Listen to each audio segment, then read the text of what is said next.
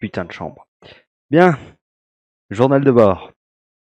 Scientifique Zizon au rapport. Je suis ici pour vous montrer à quel point notre industrie de la vie a progressé.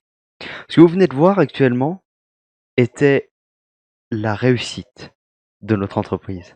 Nous avons enfin réussi à mettre un être vivant dans une planète inhospitalière. Bientôt, nous pourrons le faire pour l'homme. Mais laissez-moi vous guider.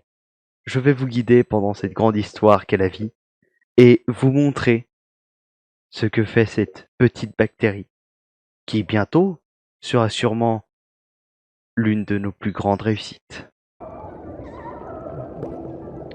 Alors, pour l'instant, rien de bien compliqué, hein. Notre petite bactérie n'est qu'une simple auto-tamponneuse qui passe son temps à bouffer, grandir et baiser. Mais, mine de rien, c'est déjà pas mal. Mais, il y a des choses qui sont étonnantes. Par exemple, on peut voir que cette petite bactérie réussit à, je sais pas, grappiner, choper les choses différentes.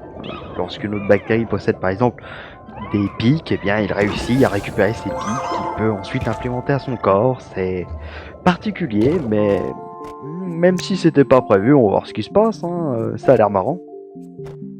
Bien, donc notre nouvelle bactérie a des pics à l'avant et d'autres flagelles dans le cul. À partir de là, rien de compliqué. Et j'ai décidé du coup de l'appeler le Jacques Ier Cellaire, puisque c'est le premier d'un nouvel ère.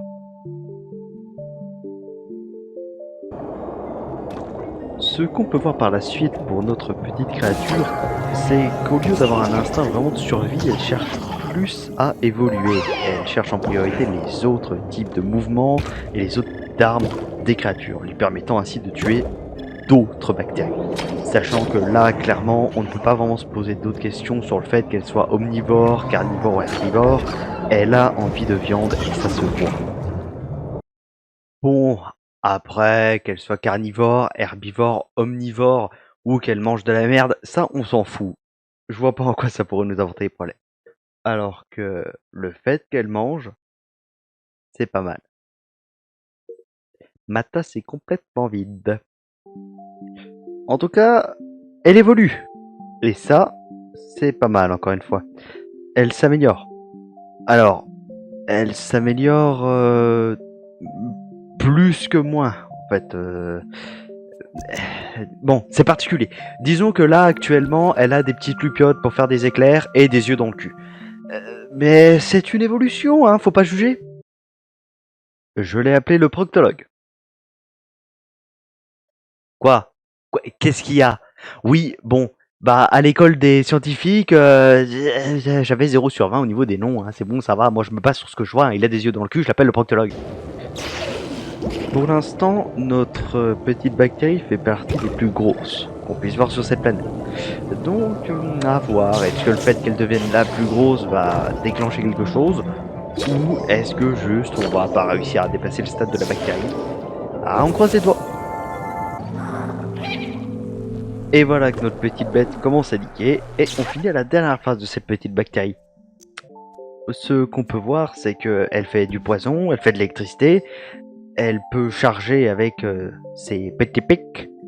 Alors, j'ai hésité sur le nom et j'ai décidé de l'appeler le toutou en un.